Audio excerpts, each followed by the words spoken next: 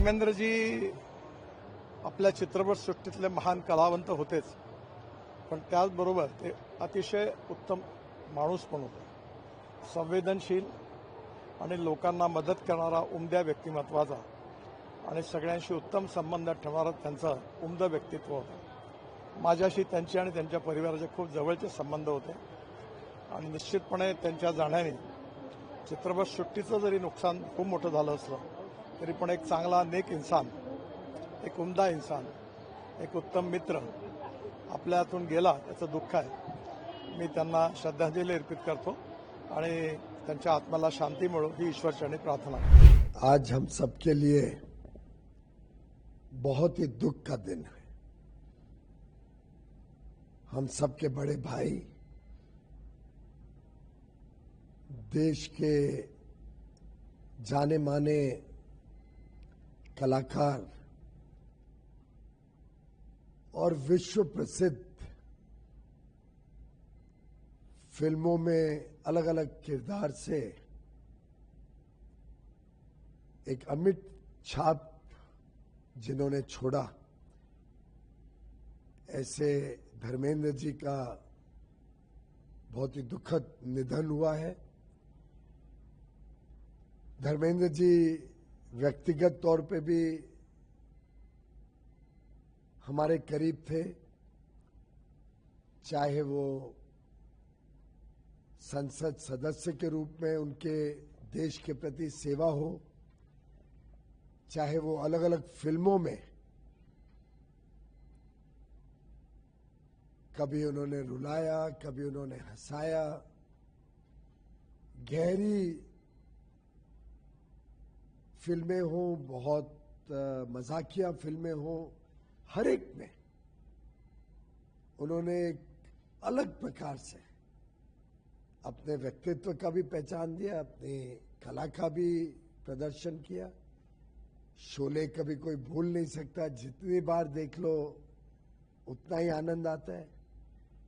हमारे घर में कई बार चुपके चुपके बार बार देखते हैं. बच्चों को भी पसंद है, कितनी पुरानी फिल्म होने के बावजूद. और उनकी आंखों में जो चमक थी, हर एक के साथ घुल मिल जाते थे, बड़ा स्नेही संबंध रखते थे. आज की इस दुखद घड़ी में मैं परिवारजनों को, उनके सभी प्रशंसकों को अपनी संवेदना देना चाहूंगा. ईश्वर से प्रार्थना करता हूं कि उनकी आत्मा को शांति दे और उनकी यादें हमेशा फिल्म इंडस्ट्री को भी और हम सबको आगे भी प्रेरित करें, कैसे अच्छी फिल्मों में अच्छा काम करके एक अच्छा इंसान बनना. और ये धर्मेंद्र जी ने जिया भी और आसपास अपने लोगों को जीने के लिए सिखाया भी. ओम शांति. विगत 3 पीढ़ियों से एक अलग स्थान हमारे स्मृति पटल पर बनाकर रखने में सफल रहे. धर्मेंद्र जी के नाम से हम सबके मानस पटल पर अंकित हैं, जो भारतीय जनता पार्टी के पूर्व सांसद भी रहे हैं. हम पार्टी की तरफ से धर्मेंद्र जी के भारतीय कला, सिने जगत में उनके अभूतपूर्व और अविस्मरणीय योगदान को स्मरण करते हुए श्रद्धांजलि देते हैं. 3 पीढ़ी तक भारतीय चित्रपट पर भारतीय परिवेश और विशुद्ध भारतीय विचार को एक बड़ा जीवंत प्रस्तुतिकरण दिया और जो हम सबको विगत 3 पीढ़ियों से एक अलग स्थान हमारे स्मृति पटल पर बनाकर रखने में सफल रहे। ऐसे श्री धर्म सिंह देओल, जो धर्मेंद्र जी के नाम से हम सबके मानस पटल पर अंकित हैं, जो भारतीय जनता पार्टी के पूर्व सांसद भी रहे हैं, हम पार्टी की तरफ से धर्मेंद्र जी के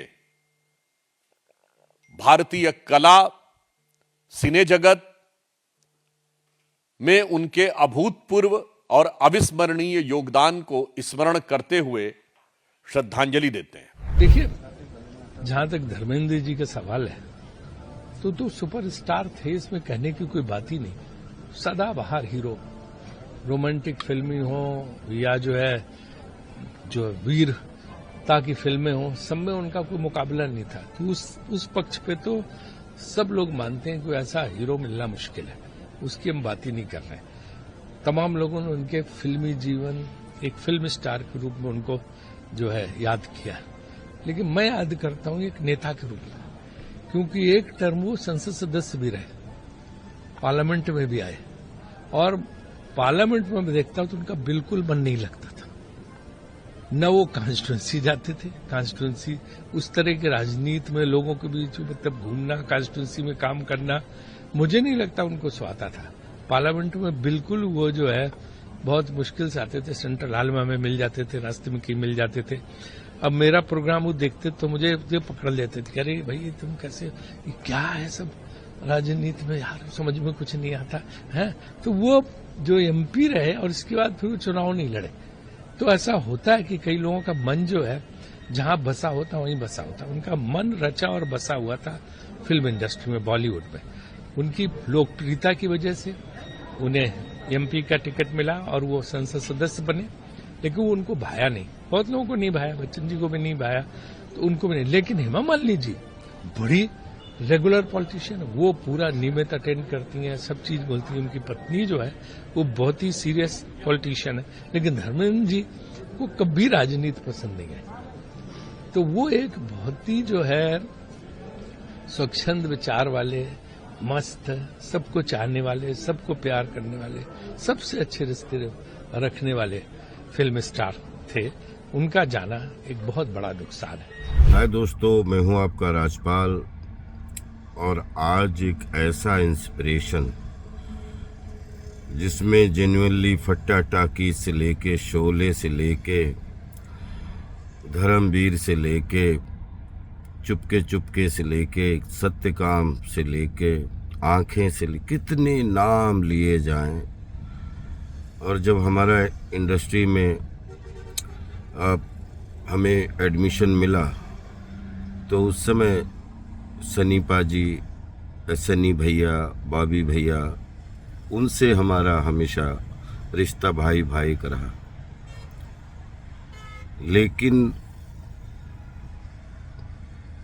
आदरणीय धनम जी, आपसे मिला तो आपने पुत्र बोला और वो ऐसा दिमाग में छपा और फिर आपने गले लगाया। और मैं ये कह सकता हूँ कि बॉलीवुड में किसी ने भी मुझे पुत्र बोला तो वो आपके श्रीमुख से निकला था। और आप हमारे भारतीय सिनेमा के वो हीरे हैं, जब तक ये भारतीय सिनेमा है, धर्म जी हमेशा गरम रहेंगे और अमर रहेंगे। पापा जी, भगवान आपकी पुण्यात्मा को शांति दे और आपके पूरे परिवार को मेरी खूब शक्ति दे और खूब आशीर्वाद दे। आपको नमन करते हुए सैल्यूट करता हूँ। गोवा से मुंबई की फ्लाइट के लिए बोर्ड कर रहा था तो मुझे धर्म जी वाली खबर सुनने को मिली। हाँ, से शुरू करें। धर्म जी से मेरी पहली मुलाकात महाबलेश्वर में हुई थी।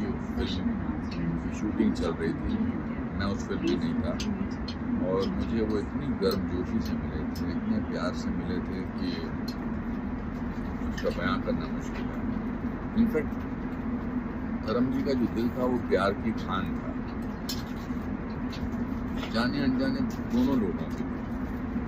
उनकी दयानतदारी की इतनी कहानियां सुनी हैं और इतनी कहानियां देखी भी हैं, इतनी हकीकतें महसूस भी की हैं कि बहुत मुश्किल है इसके बारे में शब्दों में बयान करना।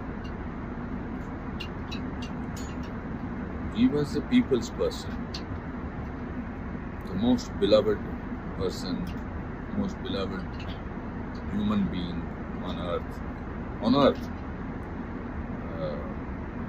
Always jovial, always and shy. If you praised him, अगर आपने उनकी तारीफ की तो थोड़ा शर्म जैसे हो जाते थे, थोड़ा सा चेंप जाते थे, थोड़ा सा कहते की याद मत कर। शेर व शायरी, very extremely giving person. Of course, actor, everybody knows. He's done some unbelievable work. दुनिया में शायद ही कोई ऐसा इंसान होगा जिसके बारे में कोई कभी जिंदगी में बुरा ना बोला हो, लेकिन धर्म जी एक ऐसे इंसान थे जिनके बारे में किसी ने भी, एक भी शख्स ने कोई भी बुरी बात सोची हो।